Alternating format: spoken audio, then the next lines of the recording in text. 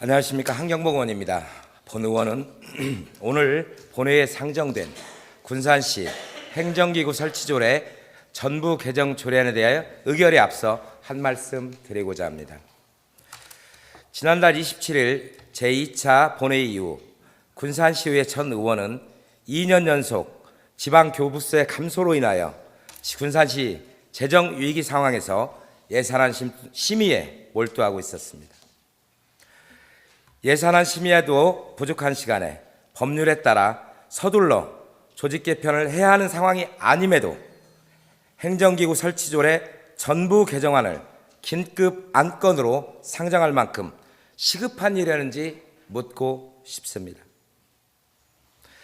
지난 11월 14일 행정지원과는 경제건설위원회의 현안 업무보고에서 1차 조직 개편안 보고를 했을 뿐 오늘 제3차 본회의까지 조직 개편안 수정안에 대한 추가 보고는 없었습니다. 현안 업무보고 시 위원회에서 조직 개편 수정 후 재보고를 요청했음에도 자료 제출을 고사하고 20여일 동안 이런 방구 설명도 없습니다. 그리고 지금 경제건설위원회 위원들은 수정안을 확인할 시간도 없이 표결을 해야 하는 상황입니다. 지혜춘 위원장님, 혹시 수정안에 대해서 들어보셨습니까? 부위원장인 저도 설명을 들은 바가 없습니다. 자세히 살펴보지도 못했으나 지난 현안 업무보고에서 지적했던 세객과 증설하는 내용은 그대로 담겨 있습니다. 기획예산과에서는 예산안 심의를 하면서 직원들을 위한 행정분야 경비 20%를 삭감해서 허리띠를 졸랐다고 보고했습니다. 일반 직원 복지 비용은 줄이고 과장급 자리만 늘려서 추가 예산을 수립해야 하는 이런 상식에 맞지 않는 경우가 어디에 있습니까? 지난 11월 18일 동료 의원이 자유 발언을 통해 조직 개편 시 전문적인 용역을 추진하여 내실 있는 개편 추진을 요청한 바 있습니다.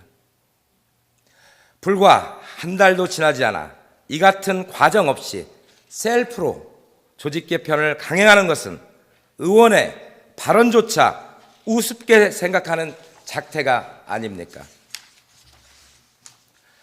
과장은 3명 늘고 계장은 2명 줄어드는 것이 과연 타당하다고 보십니까?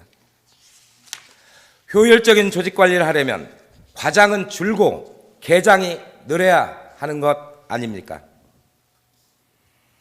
몇 가지 중요 사안에 대해 말씀드리겠습니다. 차량 등록 사업소의 경우 교통항만수산국에 차량 등록과로 배치하는 것이 타당합니다. 사무관급인 과장을 사업소라는 명칭의 소장으로 하는 것은 타당하지 않습니다. 도시재생과의 경우 문화, 관광, 체육국이 아닌 안전건설국에 있어야 합니다. 도시재생과는 도시계획과와 유기적 업무 협조를 해야 합니다. 문화, 관광, 체육과 아무런 상관이 없습니다. 스마트 도시과의 경우 스마트 교통과로 변경해야 합니다. 담당 업무가 그렇게 되어 있습니다.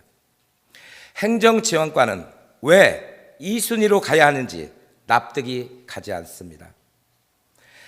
기획 업무가 중요하다면 기획계를 행정지원과에 배치할 기획자치과로 가면 됩니다. 본 의원은 이러한 부분에 대한 지적을 하면서 좀 더 심중한 조직 개편을 위해 안건을 부결할 것을 주장합니다.